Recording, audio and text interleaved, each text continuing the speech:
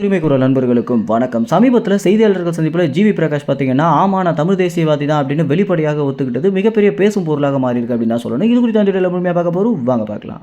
நடிகர் ஜிவி பிரகாஷுடைய நடிப்பில் சமீபத்தில் வெளியாகி இருக்கக்கூடிய படம் தான் பார்த்தீங்கன்னா டியர். இந்த திரைப்படத்திற்காக நிறைய ப்ரமோஷன்ஸை பார்த்தீங்கன்னா ஜிவி பிரகாஷ் பண்ணிட்டு வந்துட்டு இருக்காரு. இந்த வகையில் ஒரு செய்தியாளர்கள் சந்திப்பில் பேசும்போது இந்த படம் குறித்து நிறைய விஷயங்களை பேசினதுக்கு பின்னால நெறியாளர்கள் பார்த்தீங்கன்னா படம்னு மட்டும் இல்லாமல் அரசியல்லையும் உங்களுடைய ஆர்வம் அதிகமாக இருக்கு, இதற்கு என்ன காரணம் அப்படின்னு கேட்டிருந்தாங்க. இதற்கு பார்த்தீங்கன்னா நம்ம எல்லோருமே தமிழர்கள், தமிழ் தேசியவாதிகள், நமக்கான உரிமைகளை நம்ம போராடி தான் பெறணும் அப்படின்ற ஒரு சூழலில் இருக்கும் அப்படின்னு சீமானுடைய வசனத்தை ஜிவி பிரகாஷ் பேசியிருந்தது அப்படின்றது அங்கிருந்து அனைத்து நெறியாளர்களுமே ஒரு பெரிய ஆச்சரியத்துக்குள்ளாக்கியிருக்கு அப்படின்னு தான் சொல்லணும். ஏன்னா ஒரு நடிகராக இருக்கக்கூடியவர் ஒரு அரசியல்வாதி போல பேசியிருக்கிறது பார்க்குற அனைவருமே ஒரு பெரிய ஆச்சரியத்துக்குள்ளாக்கியிருக்கு அப்படின்னு தான் சொல்லணும்.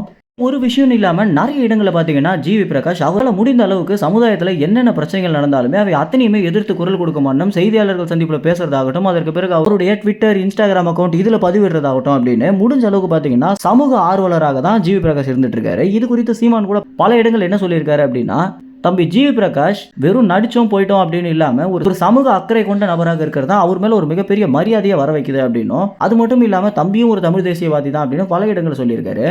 இதை உறுதி செய்யும் விதமாக இந்த ஒரு செய்தியாளர்கள் சந்திப்பில் ஜிவி பிரகாஷ் பார்த்தீங்கன்னா ஆமான தமிழ் தேசியவாதி தான், தமிழ் தேசியத்திற்கு ஆதரவு அளிக்கக்கூடிய நபர் அப்படின்னு சொல்லியிருந்தது.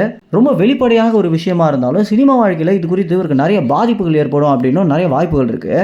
ஏன்னா உதயநிதி ஸ்டாலினுடைய ஆளுமையில தான் தமிழ் சினிமாவே இருந்துட்டு இருக்கு அப்படின்றது தான் நிதர்சனமான உண்மையாக இருக்கு. இப்படி இருக்கும்போது ஜிவி பிரகாஷும் சில நடிகர்களும் இந்த மாதிரி சீமானுக்கு நேரடியாக தங்களுடைய ஆதரவு கொடுத்து பேசுறது அப்படின்றது அவங்களுடைய திரை வாழ்க்கைக்கு நிறைய பிரச்சனை வரலாம் அப்படின்னு தான் தெரிய வருது. ஆனா இந்த விஷயம் குறித்து சீமான் பேசும்போது என்ன சொல்லியிருந்தாரு அப்படின்னா, இந்த மாதிரி தமிழ் தேசியத்திற்கோ இல்லை எங்களுக்கு ஆதரவு கொடுத்து பேசுற நடிகர்களுக்கு நாங்களே எங்களுடைய ஆதரவு முடிஞ்ச அளவுக்கு கொடுப்போம் அப்படின்னு சீமான் அவர்கள் சொல்லியிருக்காரு.